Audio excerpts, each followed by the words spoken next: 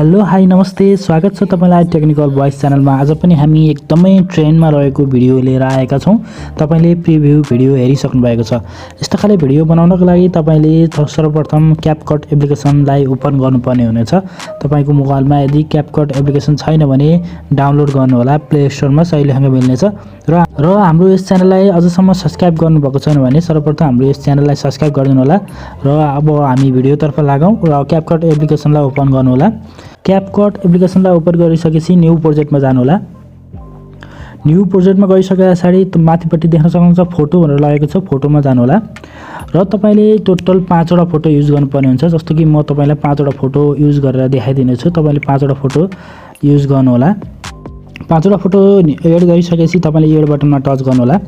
Add बटनमा touch गरिसकेपछि तपाईकोमा यस्तो प्रकारको इन्टरफेस आउनेछ र यहाँ तलपट्टि हल्का स्क्रल गर्नु होला। यहाँ फर्म्याट भन्ने अप्सन रहेको छ, फर्म्याटमा टच गर्नु होला। 9:16 भन्ने अप्सनलाई टच गर्नु होला। त्यसपछि योबाट ब्याक आउनु होला र तपाईले फोटोलाई टच गरेर हल्का उम्लाको सहायताले यसलाई जुम गर्नु होला र सेकेन्ड फोटोलाई नि हल्का जुम गरेर तपाईको स्क्रिनमा चाहिँ फिट गर्नु होला यसरी नै। र थर्ड फोटोलाई नि यसरी नै स्क्रिनमा चाहिँ टक्क फिट गर्नु होला। र फोर्थ फोटोलाई नि यसरी नै स्क्रिनमा फिट छैन भने स्क्रिनमा फिट गर्नु होला। फिट छ भने ठिकै छ, छैन भने चाहिँ सम्पूर्ण फोटोलाई चाहिँ स्क्रिनमा यसरी नै जुम गरेर फिट गर्नु होला। र लास्टमा रहेको यो वाटरमार्कलाई टच गर्नु होला र यहाँ डिलिटको अप्सनमा डिलिट गर्नु होला र सुरुमा आउनु होला। अब हामी चाहिँ ड्युरेसन राख्न गइरहेका छौं। ड्युरेसनको लागि पहिलो फोटोलाई टच गर्नु होला र ड्युरेसन चाहिँ तपाईले मैले यहाँ स्क्रिनमा दिए अनुसार तपाईले ड्युरेसन राख्नुपर्ने हुन्छ। पहिलो फोटोलाई चाहिँ 10.8 राख्नु होला, 10.8। तपाईले पहिलो फोटोलाई 10.8 राख्नुपर्ने हुन्छ, 10.8 राख्नु होला। र सेकेन्ड फोटोमा जानु होला। सेकेन्ड फोटोमा चाहिँ तपाईले 1.4 राख्नुपर्ने हुन्छ। यो चाहिँ यति कम रहेको छ, 1.4 राख्नु होला। र थर्ड फोटोमा चाहिँ तपाईले 1.3 राख्नु होला। यसलाई चाहिँ झन् घटाउनु होला। थर्ड फोटोमा 1.3 राख्नु होला। र फोर्थ फोटोमा जानु होला। फोर्थ फोटोमा चाहिँ तपाईले 1.4 राख्नु होला, 1.4 राख्नु होला है, 1.4। र 5 फोटोमा नि तपाईले 1.4 नै राख्नु होला, 1.4 राख्नु होला। त्यसपछि फेरि सुरुमा आउनु होला। सुरुमा आइसकेपछि अब हामी एनिमेसनको काम गर्न गइरहेका छौं। एनिमेसनमा एकदमै ध्यान दिनु होला साथीहरु। एनिमेसनको कामको लागि पहिलो फोटोलाई टच गर्नु होला र एनिमेसनमा जानु होला।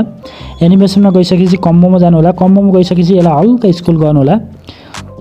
स्क्रल गरिसकेपछि तपाईले यहाँ प्यानल 1 रहेको छ, प्यानल 1 लाई टच गर्नु होला। यसलाई फुल गर्नु होला र राइट लगाउनु होला र सेकेन्ड फोटोमा जानु होला। सेकेन्ड फोटोमा चाहिँ तपाईले चाहिँ जुम 1 लगाउनु पर्ने हुन्छ। त्यसको लागि एनिमेसनमा जानु होला। सेकेन्ड फोटोमा गएर एनिमेसनमा जानु होला। त्यसपछि कम्बोमा जानु होला। त्यसपछि हल्का यसलाई स्क्रल गरिसकेपछि तपाईले जुम 1 भन्ने अप्सन रहेको छ, यो जुम 1 लाई लगाउनु होला। र थर्ड फोटोमा जानु होला, कम्बोमा जानु होला। यसलाई पनि तपाईले जुम 1 भन्ने रहेको हुन्छ, यो जुम 1 नै लगाउनु पर्ने हुन्छ, जुम 1 लगाउनु होला। र फोर्थ फोटोमा जानु होला, कम्बोमा जानु होला। यसलाई हल्का स्क्रल गर्नु होला। यसलाई पनि जुम 1 नै लगाउनु पर्ने हुन्छ। यसरी नै सम्पूर्ण पछाडीका सम्पूर्ण फोटोलाई चाहिँ तपाईले जुम 1 लगाउनु होला। जुम 1 लगाइसकेपछि हामीले पहिलो फोटोलाई चाहिँ हामीले इफेक्ट पनि दिनुपर्ने हुन्छ। अब हामी पहिलो फोटोलाई इफेक्ट दिन गइरहेका छौं।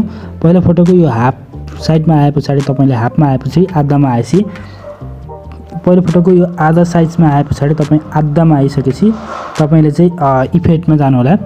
इफेक्टमा जानु होला। इफेक्टमा गइसकेपछि भिडियो इफेक्टमा जानु होला।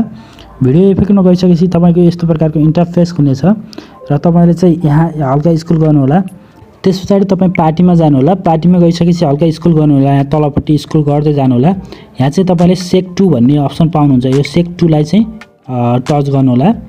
सेक 2 लाई टच गरिसकेपछि राइट लगाउनु होला र यसलाई चाहिँ यो पछाडीको त्यो भिडियोभरि आधा भिडियोभरि बनाउनु होला। आधा भन्दा नि अलि बढी कम गर्नु होला है साथीहरु, आधा भन्दा नि हल्का कम गर्नु होला। र अब हामी यो प्ले गरेर हेर्छौं कस्तो भइसकेको रहेछ। अब यो आधा भन्दा नि एकदमै कम गर्नुपर्ने हुन्छ साथीहरु, एकदमै ध्यान दिनु होला। आधा भन्दा नि कम गर्नु होला एकदमै। अब यो पछाडीपट्टि बनिसकेको छ र अब हामीले अर्को इफेक्ट पनि दिन गइरहेको छौं। यहाँ प्लसमा आउनु होला। पार्टीमा गइसकेपछि ब्ल्याक फ्ल्याश भन्ने रहेको छ यहाँ सुरुमा, यसलाई टच गर्छौं र यसलाई चाहिँ राइट लगाउँछौं। ब्ल्याक फ्ल्याश राइट लगाइसकेपछि आधामा ल्याएर हामी राख्छौं। यति गरिसकेपछि तपाईको भिडियो लगभग बनिसकेको छ। अगाडिपट्टिको भिडियो र अब हामी पछाडिपट्टि हामी चाहिँ अब बाँकी रहेको छ अरू भिडियोमा हामी फेरि राख्न गइरहेका छौँ। यो पछाडिको भिडियोमा चाहिँ तपाईँले सम्पूर्ण पछाडि रहेका भिडियोमा चाहिँ म्याच्योर भन्ने अप्सन लगाउनु होला। पछाडिको भिडियोको सेकेन्ड भिडियोको सुरुमा आउनु होला। सेकेन्ड भिडियोको सुरुमा आइसकेपछि भिडियोमा जानु, इफेक्टमा जानु होला। इफेक्टमा गइसकेपछि तपाईँले यहाँ डिटेल भन्ने अप्सन रहेको छ, डिटेलमा जानु होला र म्याच्योर भन्ने अप्सन रहेको छ, यसलाई टच गर्नु होला र यसलाई चाहिँ यसको साइज अनुसारको बनाउनु होला र यसलाई कपी गर्नु होला र सेकेन्ड फोटोको साइज अनुसारको बनाउनु होला र यसलाई कपी गर्नु होला, थर्ड फोटोको साइज अनुसारको बनाउनु होला, थर्ड फोटोको साइज अनुसारको बनाउनु होला। त्यस पछाडि यसलाई कपी गरेर फोर्थ फोटोलाई पनि बनाउनु होला।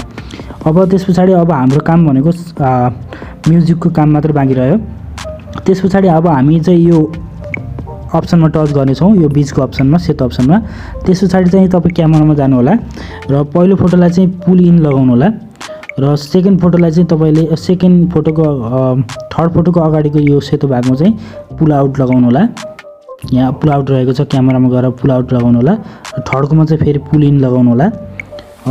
पुल इन र पुल आउट गरेर सम्पूर्ण फोटोमा चाहिँ यसरी नै लगाउनु होला,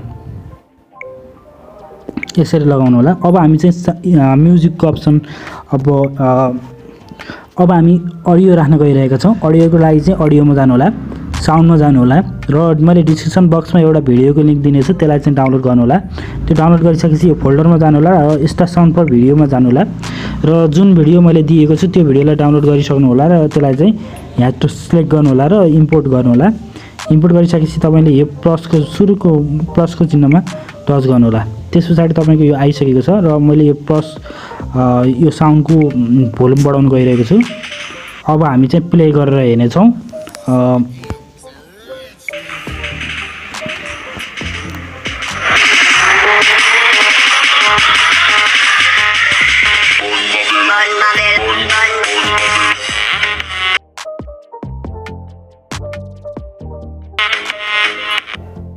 देख्न सक्नुहुन्छ यस्तो राम्रो तरिकाले भिडियो बनिसकेको छ। त्यस पछाडि तपाईँले यसलाई आफ्नो मोबाइलमा सेभ गर्नु होला। सेभ भइसकेपछि तपाईँले यसलाई टिकटक, युट्युब, जुनसुकै टिकटकमा, इन्स्टाग्राममा जहाँ पनि हाल्न सक्नुहुनेछ। आजको यस भिडियो तपाईँलाई कस्तो लाग्यो? सुझाव, सल्लाह, प्रतिक्रिया दिन नभुल्नु होला। आगामी दिनमा यस्तै भिडियोको साथ हामी उपस्थित हुनेछौँ। त्यतिन्जेलको लागि बिदा दिनुहोस्। नमस्ते, तपाईँको दिन शुभ होस्। जय नेपाल।